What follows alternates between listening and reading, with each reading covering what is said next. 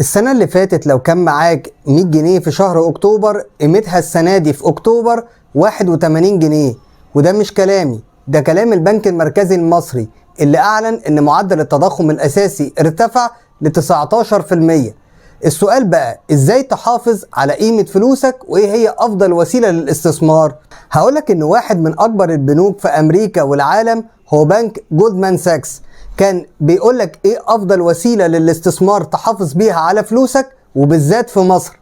مش بس كده، ده كمان البنك ده قال في تقرير ليه توقعات لاسعار الذهب.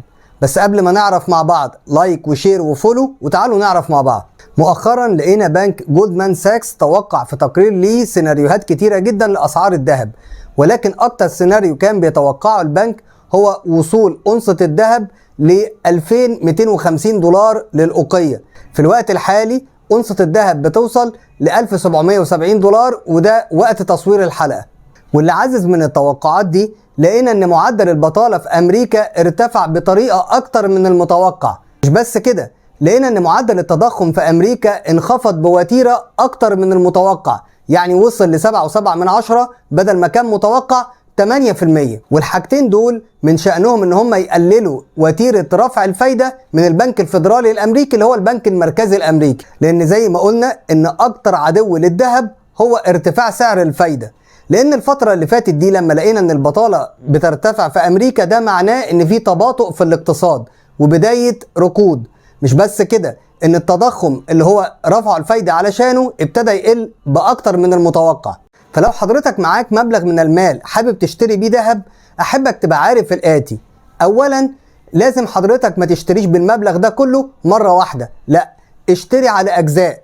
ليه؟ علشان تعمل متوسط سعري، بجانب ان حضرتك لما تيجي تشتري ابعد عن المشغولات الذهبية وخليك في سبائك الذهب، دي تعتبر من افضل الاختيارات، والجنيهات الذهب. ولكن لازم تبقى عارف برضو ان السبائك الذهبية كل ما بيزيد حجمها كل ما بيقل المصنعية بتاعتها.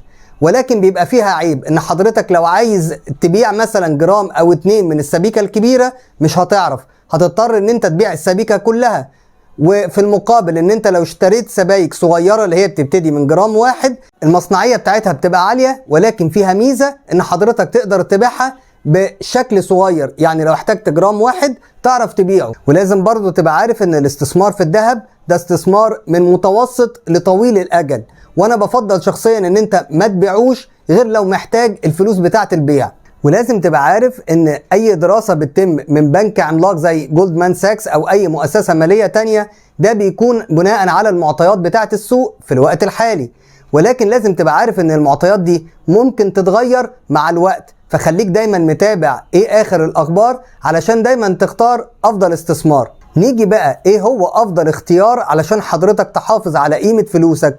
هنا هنلاقي برضو بنك جولدمان ساكس كان بينصح المستثمرين على مستوى العالم ان هم يتجهوا للاستثمار في البورصة المصرية، ولكن ده بصفة طويلة الاجل. وعايز اقولك ان اللي حصل بعد التعويم سنة 2016 لقينا ان البورصة المصرية هي كانت من اكتر الرابحين، واللي حط فيها فلوسه سنة 2016 بعد التعويم كسب فيها مكاسب خيالية جدا. ولكن بالرغم من كده لازم تبقى عارف ان الاستثمار في البورصة بيعتبر ليه مخاطر عالية قوي.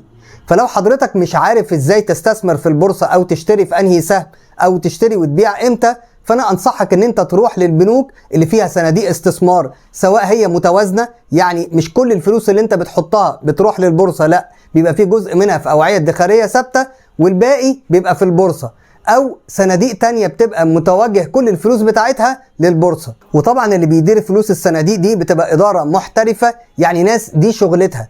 ودايما علشان كده بتلاقي ان اداء الصناديق دي بيعتبر افضل من اداء مؤشر البورصة، سواء بالايجاب او بالسلب. يعني لو فرضنا مثلا ان البورصة المصرية ارتفعت في فترة 10%، بتلاقي ان اغلب صناديق الاستثمار اللي بتشتغل في البورصة بنسبة الارباح بتاعتها بتزيد عن 10%. وفي المقابل لو لقينا ان البورصة نزلت في وقت معين 10%، لازم تبقى عارف برضو ان اغلب الصناديق دي بتلاقيها الخسائر بتاعتها لا بتبقى اقل من 10، يعني 6% 7% حسب شطارة كل مدير الصندوق.